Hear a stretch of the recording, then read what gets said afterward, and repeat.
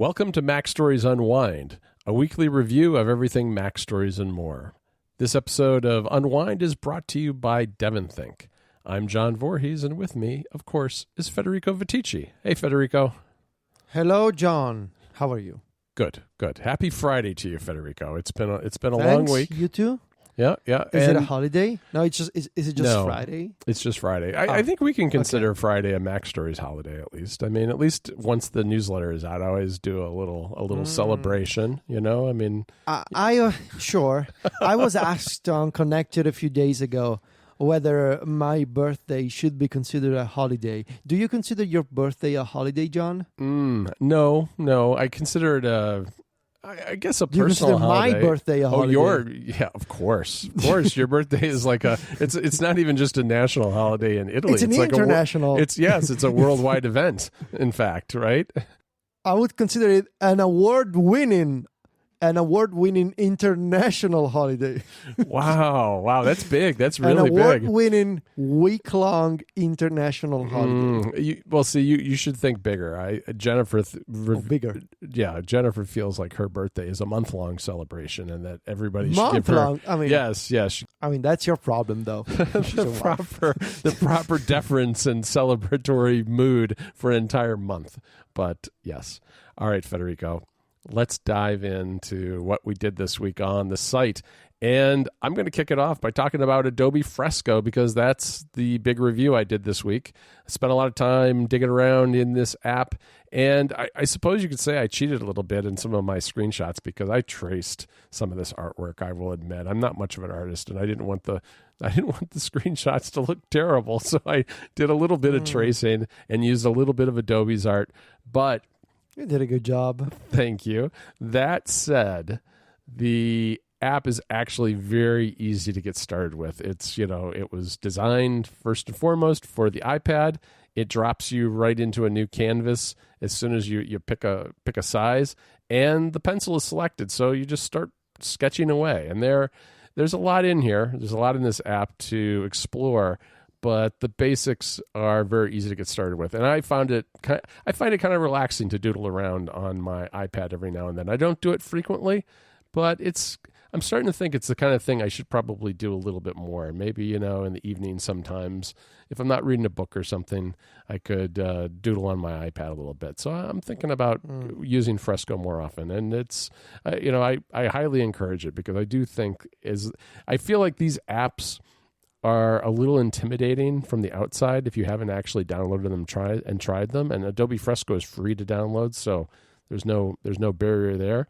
But I think they are worth kicking the tires of if you have any interest whatsoever in doing artwork on an iPad, because yes, you can go really deep and really complex with these apps, but they're easy to get started with too. So definitely one I would suggest checking out.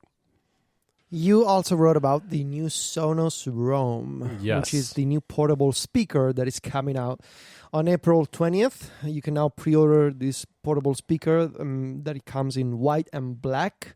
So a couple of things are interesting about this. Obviously, it's battery-powered. It's a portable speaker, smaller than the Sonos Move, which was the company's first portable device. So this costs $169. And it weighs about just, I believe, a pound. Yes. What's fascinating about it is that it's AirPlay 2 compatible. It comes with support for the Sonos TruePlay tuning technology, which adjusts the audio output of the speakers based on your surroundings, based on the acoustics of where you're using the speaker. What I think is fascinating, something that the Sonos Move does not offer, the Roam has both Wi-Fi and Bluetooth, and it can switch automatically between the two depending on the connection to your phone, which I think is an interesting approach because it means if it works, and again, nobody has listened to sound coming out of the Sonos Roam yet, so right. We're all just rehashing whatever Sonos wants us to say based on their press release and marketing page. Nobody knows what it sounds like.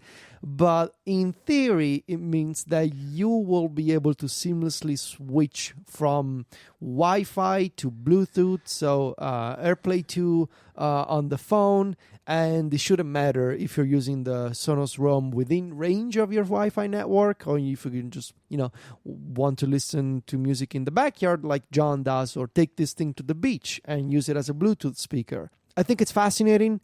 I'm not sure I want to buy this product yet. Oh, and there's also a separate Qi charging accessory if you want to just put the thing on a charging pad instead of using a cable. I am personally not sure if I want to buy this yet, just because I already have a portable speaker. Because of the pandemic, we're not using it much, if at all, because we're always at home. We're not going to, the beach. We're not hanging out with friends in public places and in situations where we could take a portable speaker. And also it's small, and small speaker usually means small sound, like we were talking about yesterday, how it just, physics is just what it is. When the speaker is small, it can move less air, and therefore it doesn't sound nearly as good or as deep, as rich as a bigger speaker. So I am curious to read reviews about this product and watch videos about it, but for now, it's fascinating. AirPlay 2, both Wi-Fi and Bluetooth. IP67 water resistance rating.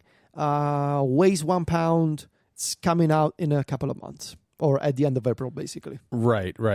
I am a little surprised that no one has tried this. I mean, for a product that's coming out in basically 1 month, but which makes me a little skeptical, but it does look good on paper. So I guess it remains to be seen what it sounds like. This week Apple also launched a kid-friendly podcast collection.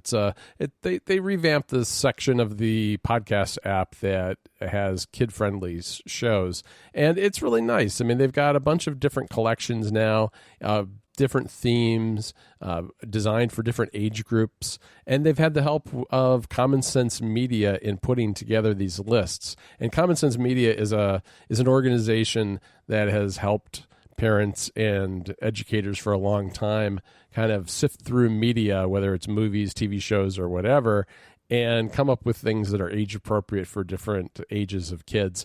And so they've teamed up with Apple to put together these lists, and it's nice. I mean, this is, there are different age categories going up to, I think it's maybe 10 and over is maybe the oldest category, maybe it's 12 and over. And my kids are older than that now, and probably this isn't for them, but I would have liked to have had something like this when they were younger, because looking through the various collections, there are a lot of interesting things here that I think younger kids would like to listen to.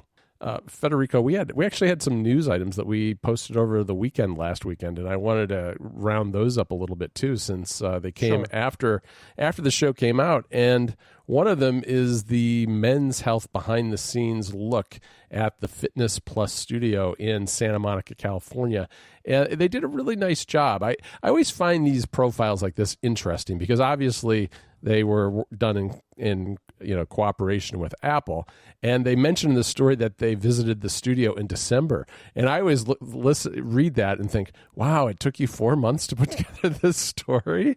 But be that as it may, it is a really interesting story, because it gives you a sense for how big the studio is and how much Apple has spent on making these productions, really top notch in terms of, they have all these robotic cameras that are zooming around from different angles, filming these workouts, and the lighting, and how the teams of trainers and other experts at various, sports and exercises are developing the programs. It's quite interesting. So I checked that out. And of course, this has been covered quite a bit this week on other shows that people may have listened to. But the iMac Pro, the plug was pulled on this, and I guess shout out to Mac Rumors, who were the first to kind of break this story, noticing that the product page said that the iMac Pro was only available while supplies last, and that all the custom configurations had disappeared. And I noticed that a lot of sites credited other sites with writing about this first, but Mac Rumors actually was first. And I don't know. I've never owned an iMac Pro, so I'm not going to miss it, I guess, in that sense. But it's always been a great machine, and I know a lot of people who have had them and swear by them. So it's a shame that it's going away, but it's also not surprising because the M1 Macs are on their way, and I feel like this Mac has just been kind of squeezed out as a result because we've got the new Mac Pro and we've got M1 Macs capable of doing things that the iMac Pro probably can do, and there's just not room for it in the lineup anymore, I don't think. Goodbye, iMac Pro. All right. R.I.P. iMac Pro. I saw the iMac Pro when they announced it. Did you? Was that that in New York? No. Wait. Didn't I see the iMac Pro at WWDC? I'm pretty sure I did. Oh, okay. There was a hands-on area after the keynote. Oh, yeah, maybe at WWDC, and I walked around it, and then I just didn't care, and I kept walking. That's a really good story. But I saw it for 10 seconds. I walked around it, and then I didn't care, and I went away. Casey and John Syracuse were really excited about it. I was like, yeah, okay, cool. It's black. It's dark. It's for pros. It's for pros because it's dark. Exactly. I think that's the first computer that had the dark keyboard and mouse that Apple made, and eventually sold separately. They still haven't done the little keyboard in space gray though, which is kind of a bummer. I know. All right, Federico, tell us what happened on the club this week. So on the club, I finally took some time to write about Taio, which is this new text editor for iPhone and iPad that supports a rich automation environment. So this is the spiritual successor to editorial in many ways. It's a markdown editor that lets you put together these custom actions to do all kinds of things. First of all, to control the text editor itself, but also you can do web requests, you can open Safari, you can manage links, you can create all kinds of automations for Markdown. And in addition to being a text editor, it's also a clipboard manager, which, the name Taio means text all in one. It's an acronym for that. Because it's both a text editor and a clipboard manager with some snippet functionality. In this first installment of this, what I think is going to be a series, my experiments with Taio, I shared 3 actions for Markdown links, Safari View Controller, and footnotes. So this is going to be a long journey into discovering all of the features that Taio offers when it comes to automation. In many ways, it's similar to shortcuts, but it's also very different from shortcuts in the way that it deals with variables and with putting together actions in the editor. So 3 actions for now, plus my first thoughts on Taio as it stands today. It's exciting. It's one of the things that I've been saying for a while. I need to sit down and spend some time using this app, and I finally did. So you can find 3,000 words about it in this week's issue of Club MacStories of MacStories Weekly. Yes, Federico may have gotten a little carried away with Taio. It's a good thing that you saved some of those automations for another article later. I have later. more actions ready to go, but I thought, you know what, I'm just going to save them for the future. 3,000 words is more than enough. I covered a couple of different things. I did a tip this week about using and reading Twitter in RSS clients, because that's something that Feedbin and IINA Reader can both do that I don't think a lot of people know about. And so I talk a little bit about how I'm using it and the different ways that you will go about accomplishing that. And then for the favorite this week, I covered, and I don't even know if this is a word that you can say, IINA. IINA is the name of the app. It's a media player for the Mac, and it's really nice. It's an open source project, and it's very customizable. So that was the favorite this week.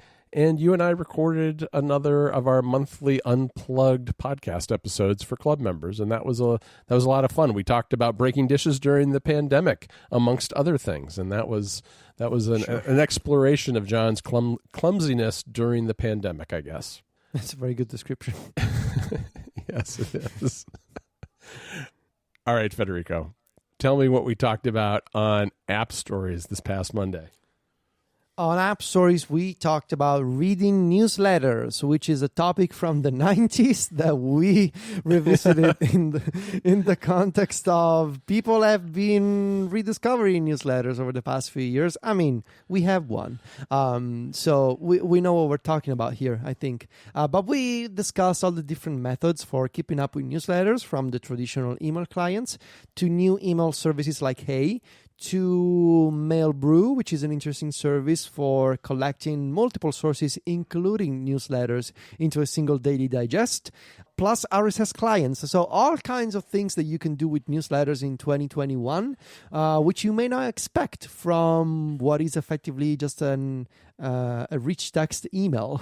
But yeah, there are multiple options, and we discussed them in this week's episode of App Stories, which is a fun one because I don't think it's the kind of topic that you would expect from us, newsletters, and yet we were able to talk about it for over 30 minutes. So yeah, plenty of examples to play around with. We did it just to prove that we can talk about anything for at least 30 minutes, right? Oh, I know I can do it. You can literally ask me anything and I'll talk about it. I can make a topic out of it. You don't have to tell me that, Federico. I'm well aware of this situation. It's one of the things that you develop after doing podcasts for...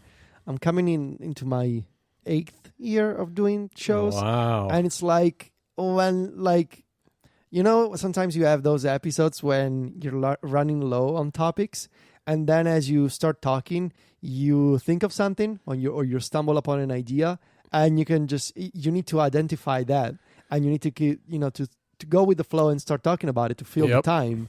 Maybe because you think it's also going to be an interesting conversation. But I'm also like this in real life. Like I tend to get... Yes, you are. You get excited. You get excited, and you're enthusiastic. I do. Yes. And it's a very good trait. It's an endearing trait, Federico. Don't feel bad about it. Don't let anybody make you feel bad about it ever, especially since it also serves the show. All right, Federico, perfect. I want to tell you about our sponsor this week. And this is a sponsor for, of course, Unwind, but also MacStories this week. And it's DevonThink, the document information organizer for the Mac and iOS. DevonThink is a one-stop comprehensive solution for all of your document and information needs on both those platforms. With DevonThink, all of your documents, snippets, bookmarks, and a whole lot more are available in one place, paired with powerful tools for organizing, managing, and searching everything. The Mac app also takes advantage of integrated artificial intelligence to assist you with where to file your new materials and then to find things with its powerful search. Advanced Boolean operators and smart groups of saved searches make it super easy to create refined searches that you can return to whenever you need them. Manage your collection of documents and information. It is easy with features like smart rules, and it's surprising how even using just a couple of these smart rules make it very easy to process and automate everything that you do in DevonThink. The app includes built-in OCR, so every PDF you save, whether it's user manuals for a personal database or academic research papers, is fully searchable. And combined with its powerful search, it's a perfect solution for reference materials of all kinds and collections of all sizes. Synchronizing is flexible too. You can do it locally, or you can do it with a bunch of different cloud services. Either way, it's encrypted and fast. What's more, DevonThink just released a brand new iOS app that accesses all of your databases right at your fingertips, no matter where you are. The iOS app has been completely overhauled with an elegant modern UI, integrated OCR, extensive shortcut support, and a whole lot more. There's never been a better time to organize your documents, web pages, bookmarks, and everything else. Visit devontechnologies.com/MacStories right now to learn more about the app and to get 10% off DevonThink.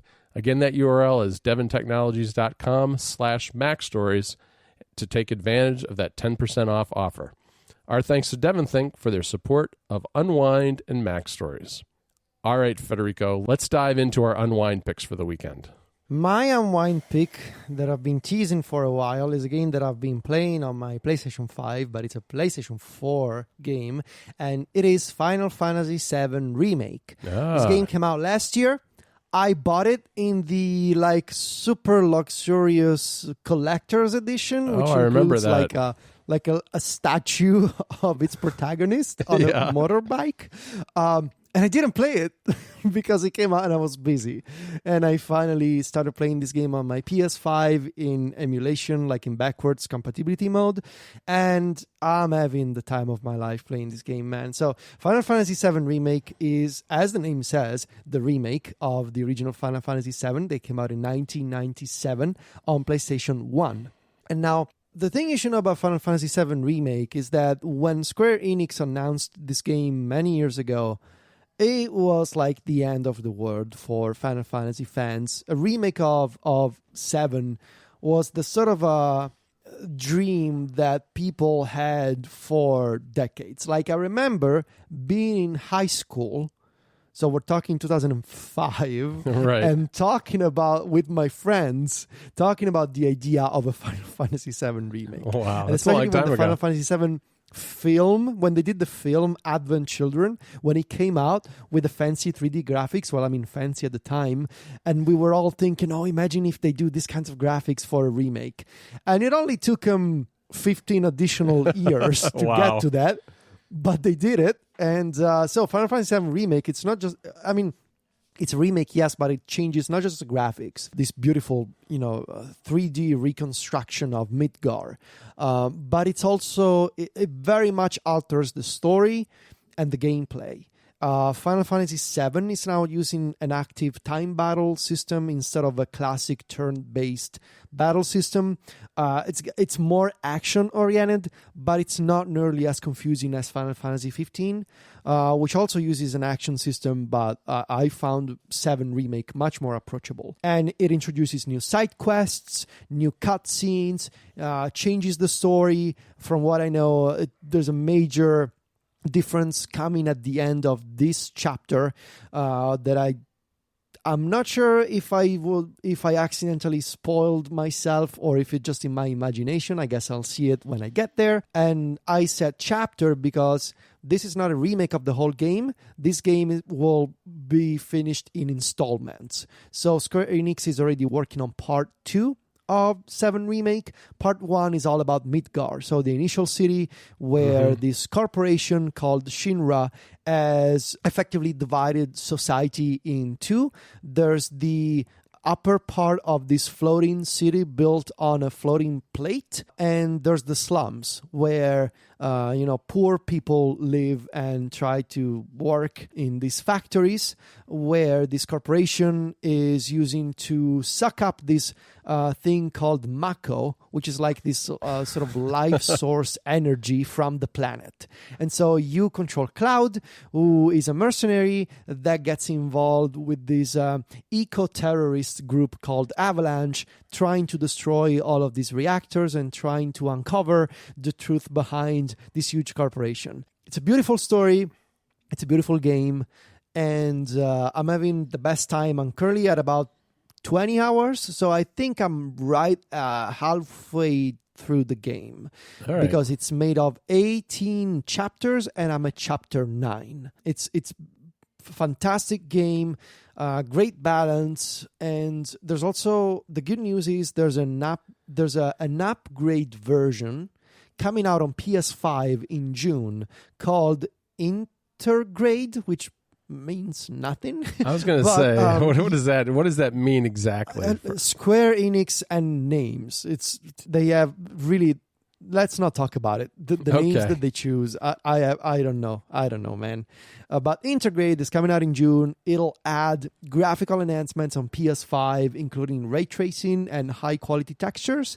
It's a free update for current customers. There'll also be a DLC based on a new character. I'm loving this game. If you are looking for a role-playing game, or if this is still in your backlog from the PS4, make sure to play it because it looks fantastic on PS5.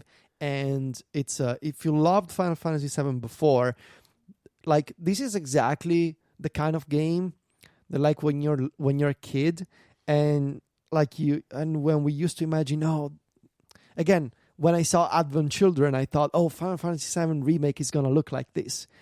And eventually it did. Like, it's the kind of remake that makes the original game look like what you dreamed of Right. What you imagined it would be. Right. Yeah. What you imagine it will look like. And this is real on PS4 and soon on PS5 with even better graphics.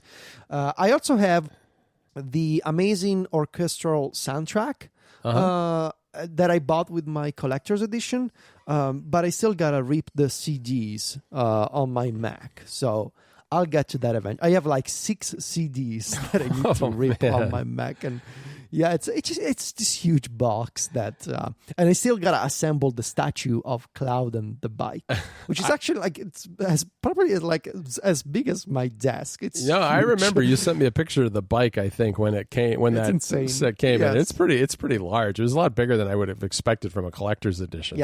Yeah. That sounds really great. I think it's funny that you have to rip CDs. I find myself ripping a CD like once every 5 years at this point, and when I do, it always just feels weird because it's like, well, it just seems like such a hassle now compared to, we used to do that, all the time back in the day. For my 2 picks, I've got 2 singles, and I'm going to keep it real simple this week. The first one is Spinning by No Rome, Charlie XCX, and the 1975. I think I sent you a story about the announcement that these 3 artists were doing kind of a super group about 10 days ago, and we were both really excited about it. And just a couple of days later, this single dropped called Spinning, and I think this is an incredible song. I mean, it's very Charlie XCX, I guess, if you've listened to her music before, and there's a very strong influence from the 1975 here. I wasn't going into this as familiar with No Rome, and I have since listened to some No Rome music and have enjoyed a lot of it. But this is just a really great, upbeat, fun song, pop song that I think if you need a little pick-me-up, this is a good song to do that. The other single that I want to mention is Serotonin by Girl in Red, and this is not the title track, but the first track off of an album that is coming out at the end of April. And totally different song in a lot of ways, but another one that when it hit I discovered it in one of the Apple Music playlists, one of the alternative up-and-coming song playlists that they have, and I've been playing it a lot since. And it's Girl in Red. I'm not every song by Girl in Red is a favorite of mine by any means, but this is my absolute favorite from this band. So check it out. It's a real good one.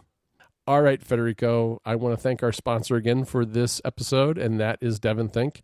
You can find the 2 of us over at MacStories. Of course, Federico's on Twitter and Instagram, where he's at Viticci. That's VITICCI. And I'm at John Voorhees. JOHNVOORHWS. Talk to you next Friday, Federico. Ciao, John.